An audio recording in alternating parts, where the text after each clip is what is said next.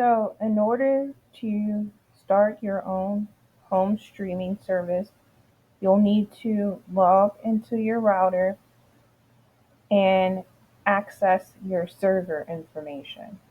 You can get that information by looking on the side of your router and getting the IP address of your router and also the username and password to log into your router.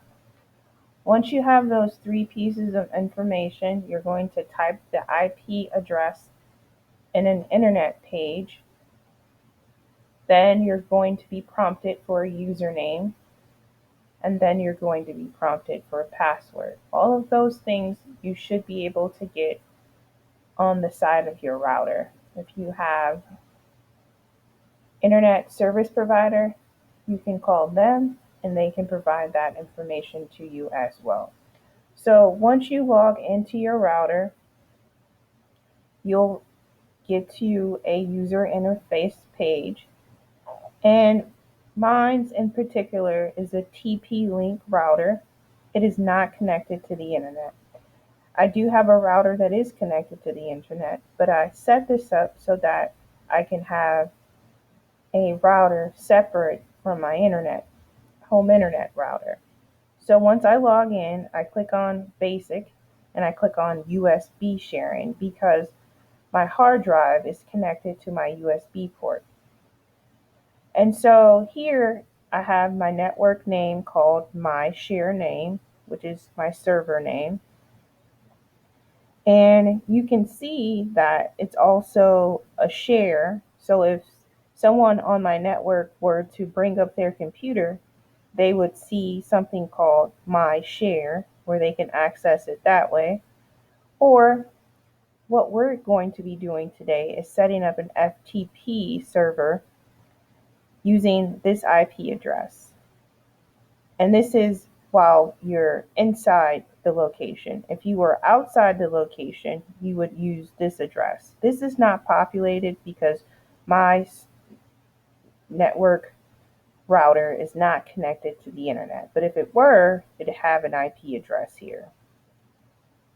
So then the second step would be to add accounts. So here I would select access authentication, and then I create a user account. I created two user accounts. One has read and write access and the other doesn't. This would be for myself, and this would be for another user who I wanted to have access, but I did not want them to change anything.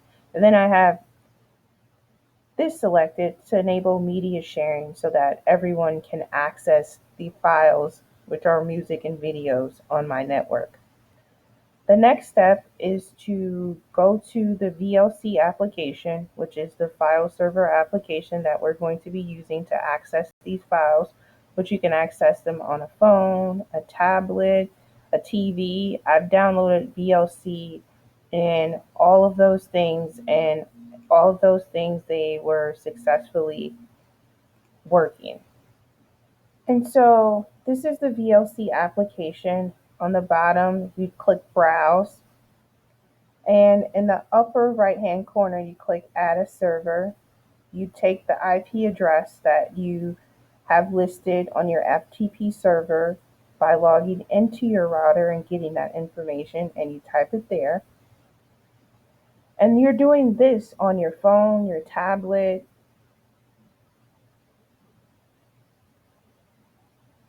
You're typing in that username that you created. You don't have to create a folder path.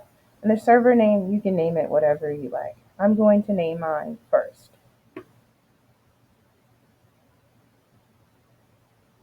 So then you press OK.